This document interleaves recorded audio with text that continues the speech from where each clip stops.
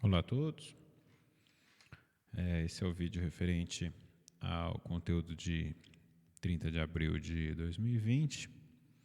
E eu reforço que no vídeo a gente trata os conteúdos mais pertinentes, sendo que o conteúdo principal vai estar no PDF, que vai ser disponibilizado, no caso, no livro de referência da disciplina, ainda nos outros livros que estão presentes na bibliografia recomendada e bibliografia suplementar, e ainda na atividade que vai ser distribuída em conjunto via Google Classroom. Então vamos lá, a gente está seguindo como referência o livro de Introdução à Física e Estatística do professor Casquilho e do professor Teixeira, e o nosso assunto de hoje é os ensembles, os fundamentos da física e estatística. Quem está acompanhando pelo livro vai ver que as sessões 2.1 e 2.2 do capítulo 2, eles vão tratar assuntos que certamente foram amplamente discutidos na disciplina de termodinâmica e introdução à física e estatística, e assim não convém essa revisão em vídeo, dado as limitações temporais e de economia de banda larga de internet que nós colocamos aqui. Então a minha sugestão é que quem ainda está afiado nos conceitos de termodinâmica, que dê uma olhada nesses conceitos no livro, ou no livro do professor Casquilho, ou no livro do Kahlen, ou no livro do professor Mário de Oliveira, ou vários outros livros que têm esses conteúdos.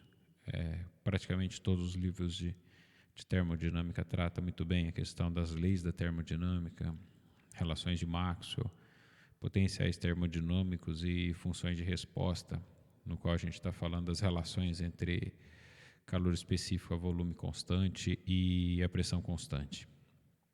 Assim, vamos seguir com as ideias dos postulados da física estatística, onde eu vou fazer uma introdução bem breve em relação aos principais fundadores da teoria, e em especial no material que vai ser disponibilizado vai ter uma discussão e uma apresentação histórica bem mais longa e bastante interessante. Então, sem dúvida, essa é a nossa aula mais importante, porque nela a gente vai formular as bases da física estatística. Então a gente vai discutir os dois postulados que regem a física estatística.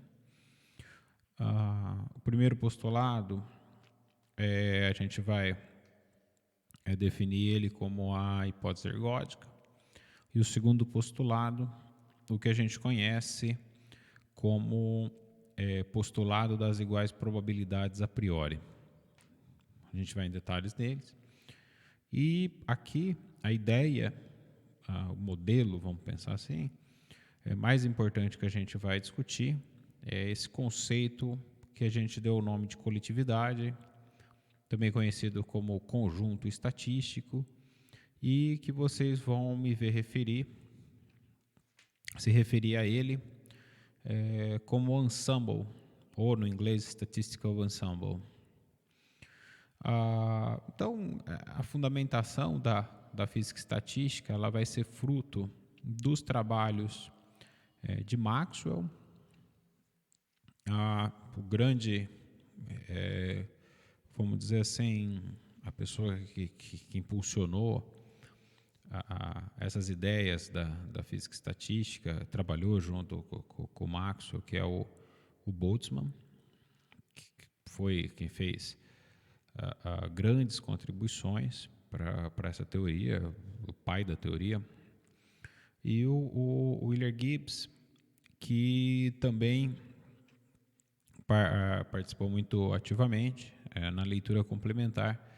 Vocês vão, incluso, verificar que o termo ensemble estatístico, ele é um termo que foi utilizado pelo Gibbs e que pegou com o Gibbs,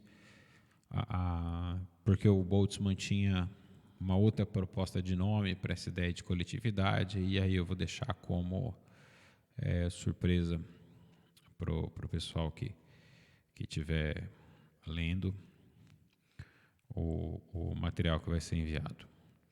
Bom, então a gente tem esses 3 camaradas, e o grande problema da física estatística, em especial aos seus postulados, é que eles são postulados que são verificados a posteriori. É aquela coisa, você vai assumir os postulados sem nenhuma referência sobre funcionar ou não. E aí, a partir do momento que você modela o sistema e chega lá no final, é que você vai verificar se esse postulado, ou seja, se essa consideração que você fez para tratar o sistema é verdadeira ou se ela é falsa. Então, isso mexe um pouco com, vamos dizer assim, com a credibilidade de quem está tentando entender física e estatística, porque parece que é uma coisa meio feito... parece que você está resolvendo um exercício que você sabe a resposta e você está tentando chegar na resposta. Muita gente até entende que esse foi um dos grandes problemas para emplacar a física e estatística, e, no entanto, depois que a gente começa a entender essas coisas, a gente percebe que funciona muito bem. Esses 2 postulados são muito eficientes, muito bons para as modelagens estatísticas, que a gente já vai ver em poucas aulas, quando começar a modelar alguns sistemas, como gás ideal clássico, monoatômico, especialmente, a gente vai ver que a gente consegue reconstruir muita coisa da termodinâmica com uma qualidade muito boa. Então, os trabalhos de Gibbs, eles vão sugerir, de Gibbs e do Boltzmann também, ele vai sugerir um método para a gente calcular valores de equilíbrio de uma quantidade termodinâmica.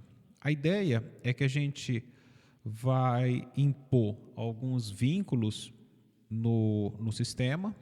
Então, um vínculo que a gente pode impor no sistema é a energia fixa dentro de um volume fixo com um número de partículas fixo.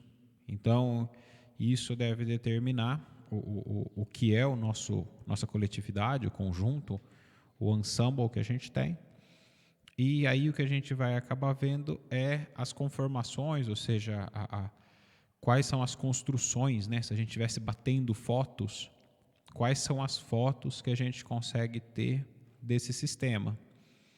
E então, a ideia é que você consiga pegar essas fotos, agrupar elas e então calcular as médias de uma determinada grandeza termodinâmica, olhando só para essas fotos, empregando então algo muito parecido àquela ideia da gente de calcular a probabilidade, que é o número de eventos desejados, pelo número de eventos total do nosso sistema.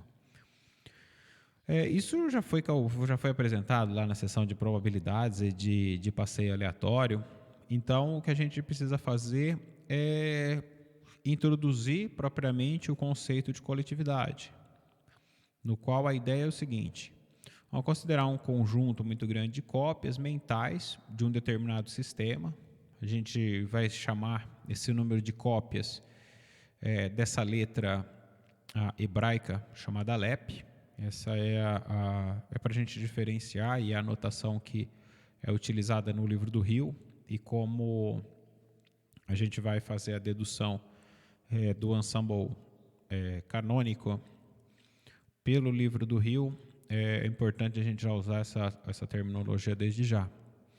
Então, é considerado um conjunto muito grande de cópias mentais do sistema, designados por membros do ensemble ou membros da coletividade, e cada uma das réplicas à escala termodinâmica do sistema cujas propriedades queremos estudar. Isso significa que, a hora que eu falo que é réplica à escala termodinâmica, o que eu estou dizendo é que esse sistema ele satisfaz essa cópia do sistema, ele satisfaz aos vínculos impostos, que é, por exemplo, uma energia definida, um volume definido e um número de partículas definidos, o que é suficiente para a gente determinar um estado termodinâmico.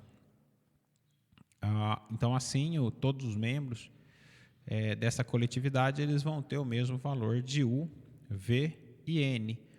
Porém, a hora que você olha para essa réplica, ela não é uma réplica igual, porque a gente pode ter um conjunto grande de réplicas que consegue representar esses vínculos que estão impostos no sistema. Então, o primeiro postulado, ele pode ser definido, aqui é uma menção direta à definição do livro, que é a média temporal calculada durante um tempo suficientemente longo de uma variável física de um sistema termodinâmico é igual à média dessa variável na coletividade representada do sistema no limite de Alep tendendo ao infinito. Então, esse é o primeiro postulado, que é conhecido como hipótese ergódica, onde, trocando em miúdos, traduzindo essa definição, o que a gente faz é substituir a média temporal pela média calculada sobre as réplicas do sistema. O livro, nesse caso, ele tem a figura 2.1a, onde ele fala que é possível encontrar uma referência de um programa que consegue exemplificar dar uma imagem para a gente sobre como que isso está sendo feito. E eu, infelizmente, não consegui entrar no link, e o link aparentemente está inativo. Então, eu procurei um programinha similar para que a gente pudesse fazer uma visualização, né, do que está sendo feito em relação a primeiro postulado. Então, eu vou abrir aqui a animação. Vamos ver se vai funcionar. Então, aqui é um conjunto de programinhas para a internet, que são animações, que a gente pode mexer nos parâmetros e tudo mais. Então, o que eu vou fazer é pegar um gás ideal aqui, para mim é um sisteminha mais simples, que a gente pode avaliar, e vamos trabalhar com ele. Eu vou usar só um tipo de partícula, que vai ser esse que ele define como partícula pesada. Eu vou colocar uma só. Então, aqui, o que nós teríamos seria uma partícula se movendo, né, nesse sistema. E o que a gente vai esperar é esse sistema se equilibrar. Então, aqui, o que a gente está mantendo é uma determinada pressão, que a gente pode alterar aqui, né, ou aumentar a temperatura do sistema. E quando a gente fala de coletividade, a coletividade seria a captura de todas essas posições que essa partícula ela está ocupando. Então, vamos imaginar o seguinte: a gente está fazendo o acompanhamento da evolução temporal dessa partícula. A gente consegue acompanhar porque é uma única partícula. Todavia, bom, o que eu quero dizer? Quer dizer que a gente consegue acompanhar, mesmo se a gente usar as leis de Newton, a mecânica e tudo mais. Só que, todavia, vai chegar num ponto em que essas posições devem começar a se repetir. Eu devo, por exemplo, a partícula que está passando exatamente nesse ponto aqui agora, talvez num tempo muito grande ela volte a passar nesse ponto e talvez com essa velocidade.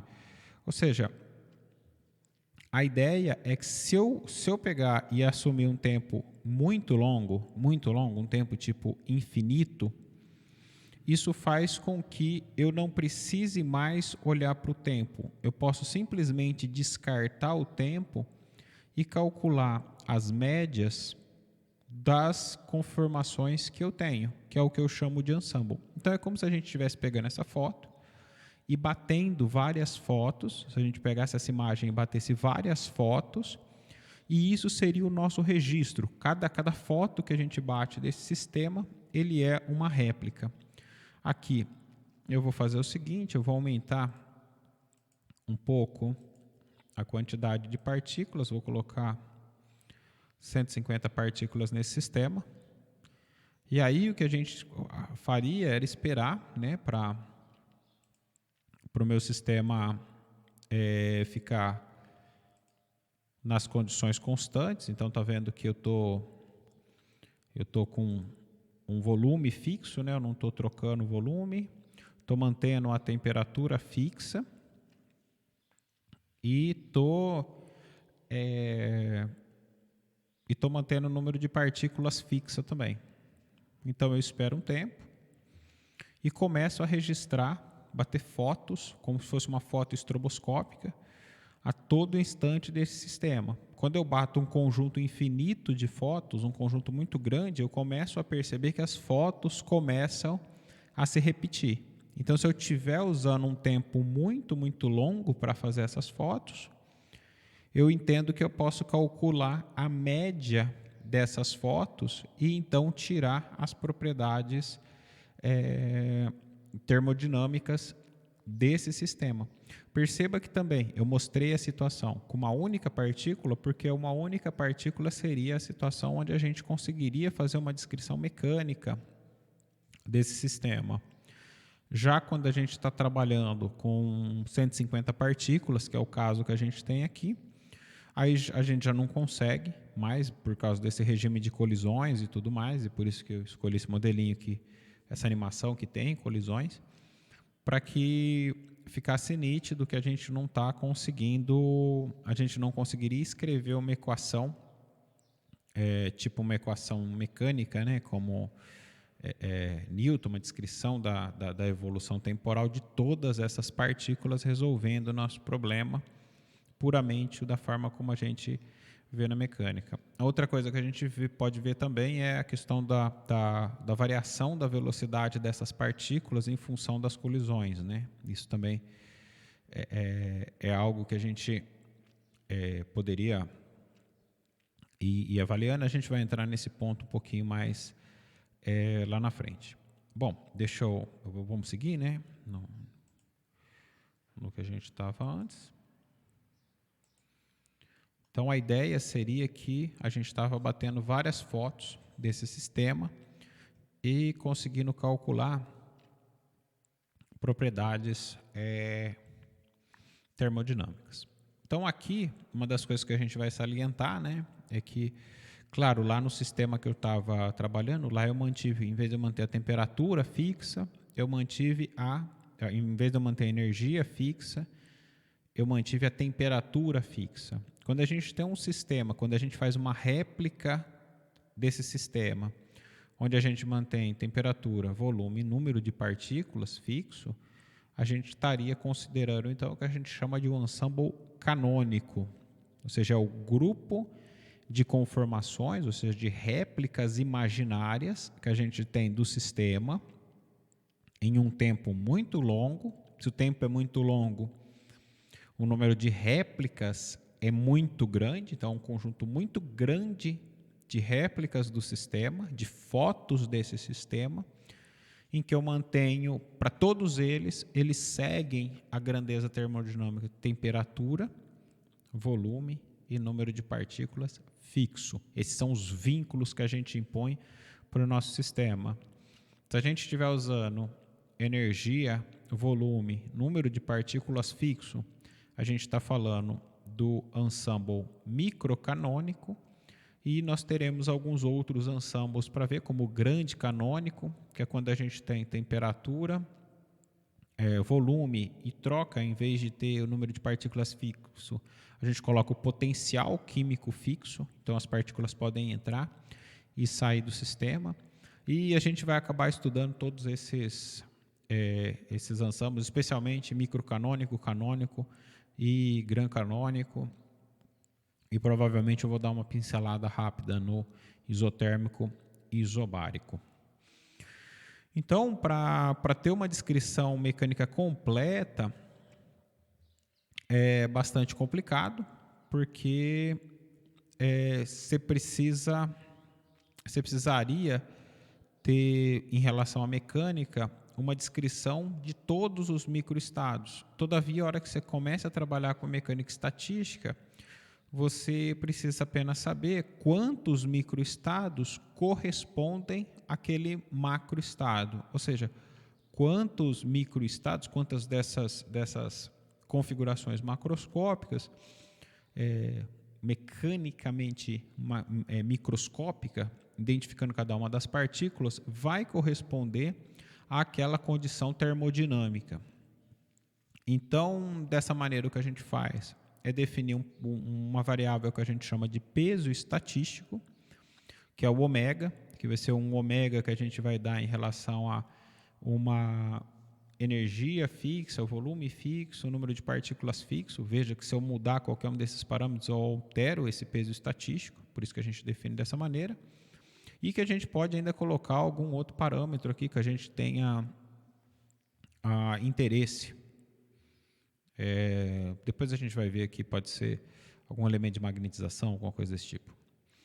Então, sendo esse cara o número de microestados compatíveis com o macroestado especificado V de N com energia U. E o que a gente pode lembrar também é que, por vezes, o ômega é definido como a degenerescência do meu sistema. Se eu estiver calculando meu ômega de U, eu estou informando quantos são os estados, ou seja, qual que é o peso das partículas com uma determinada energia. Então, isso acaba sendo interessante na hora que a gente entrar na equivalência de ensembles e no ensemble canônico.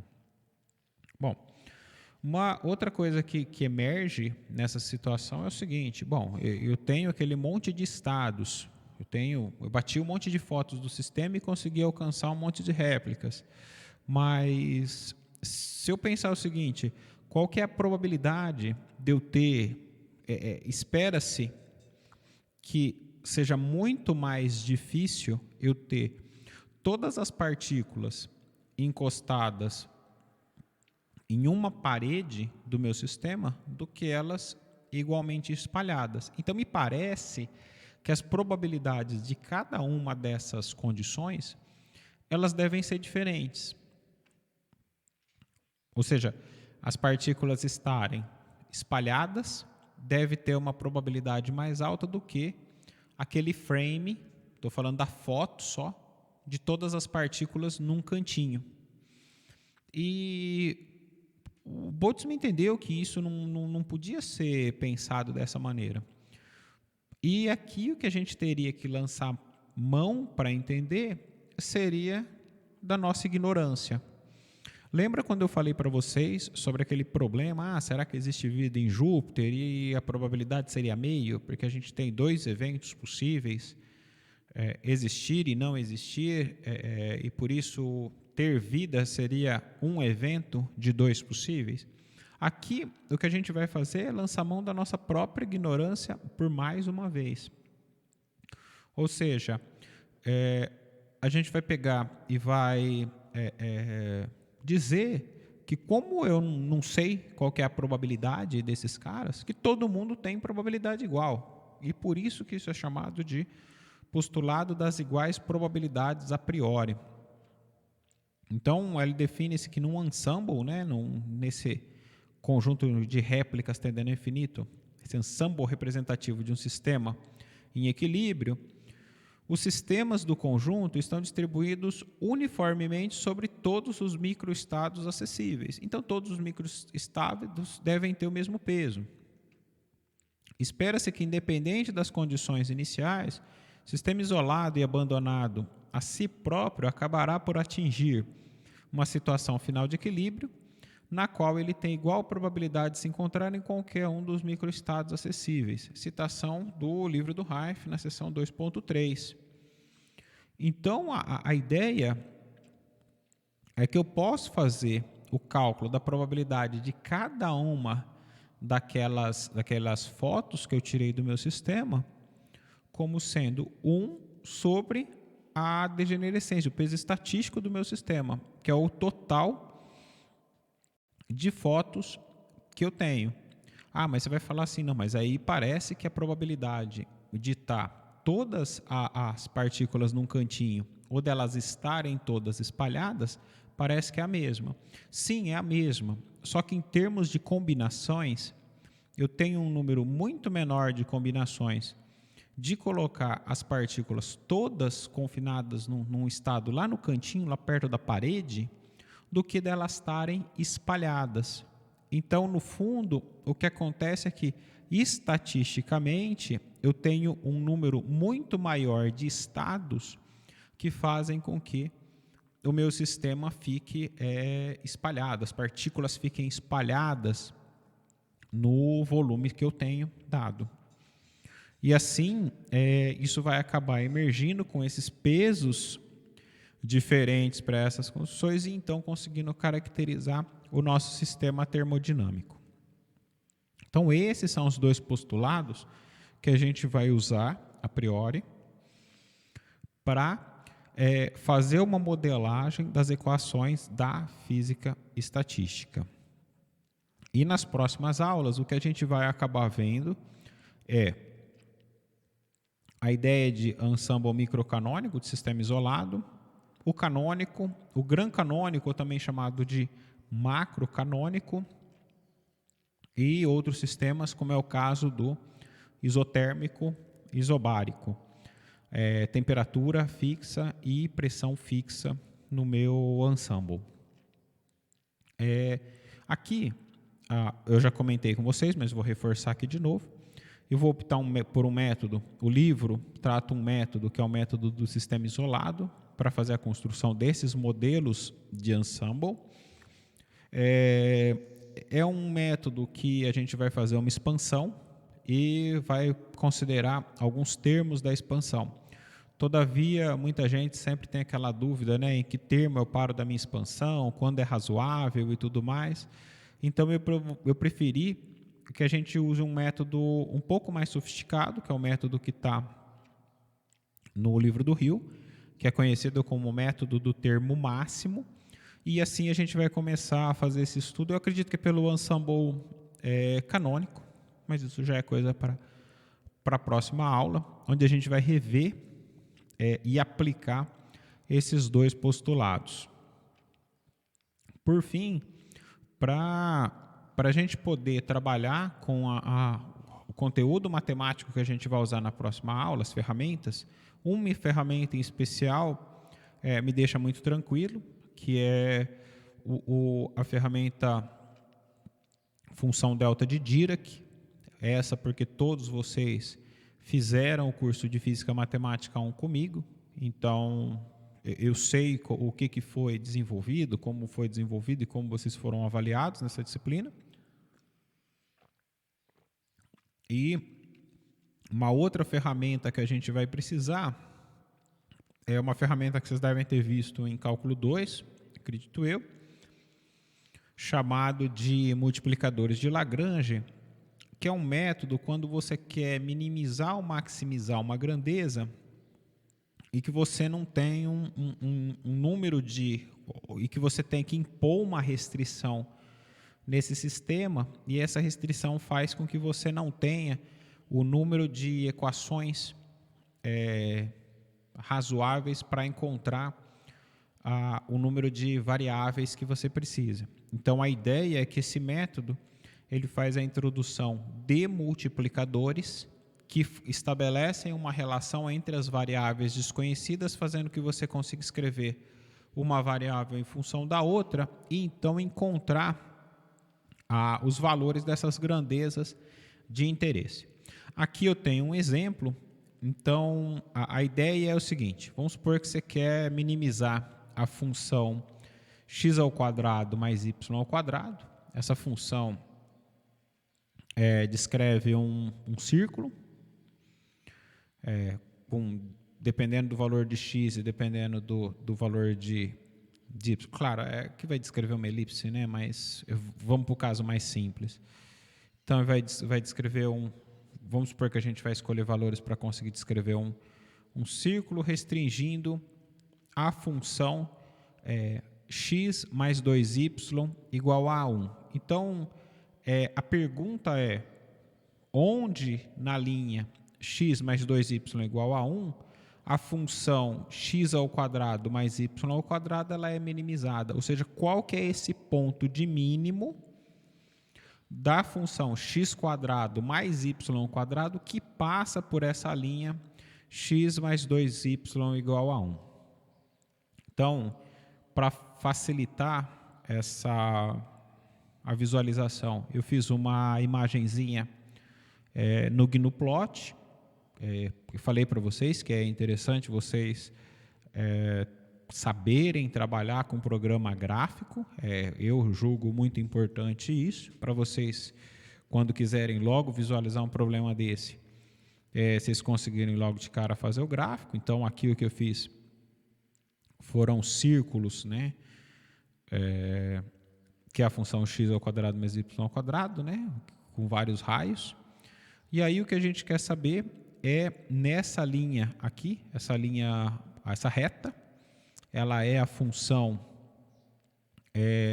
x mais 2y igual a 1, né? Essa função vocês vão falar, mas é uma reta decrescente, né? Coeficiente angular negativo. Realmente, porque a hora que você passar o x para o lado de lá, você vai acabar tendo o x negativo, então é por isso que você vai ter a constante negativa, né? Por isso que essa reta está decrescente. E eu quero saber qual que é esse ponto aqui, que é o ponto que minimiza, ou seja, o ponto de mínimo aqui dessa função x² mais y², mas que passa em cima dessa reta. Então, esse é o vínculo que eu estou impondo para saber qual que é esse ponto mínimo, né? Qual que é esse valor mais baixo que a gente consegue encontrar se a gente tivesse aqui uma função x mais y, né? uma função com um raiozinho que bate em cima desse cara aqui. Então, nesse caso, o procedimento que a gente vai usar, como eu falei para vocês, a gente deve ter um número de equações, um problema com o número de equações e com o número de variáveis do problema. Então, o que a gente vai usar como procedimento é eliminar uma das duas variáveis, ou seja, a restrição, inserindo ela na função que a gente quer minimizar, e então minimizar a função restante. Então, aqui, o que está sendo feito é pegar x mais 2y igual a 1 e escrever ela como x igual a 1 menos 2y. Temos o valor de x, então substituímos esse valor de x na outra equação, que é o que dá a nossa equação 3. Vamos para o método. A gente define a função que a gente quer minimizar e define a função que a gente quer restringir. Então, a gente pega essa função que a gente tem a restrição e multiplica ela por uma nova variável, que é o que esse lambda aqui. Esse lambda é o que a gente chama de multiplicador de Lagrange. E aí a gente iguala a zero.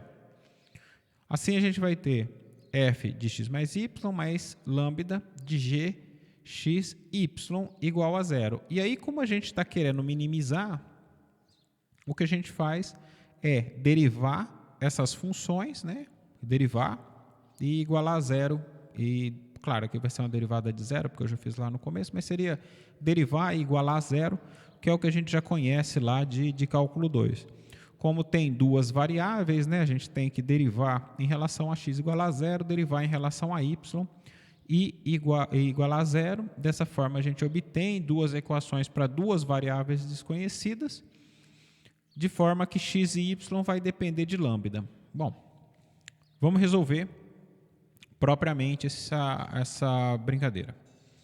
Então, a gente tem f, lembra, x² mais y². Estamos substituindo, então,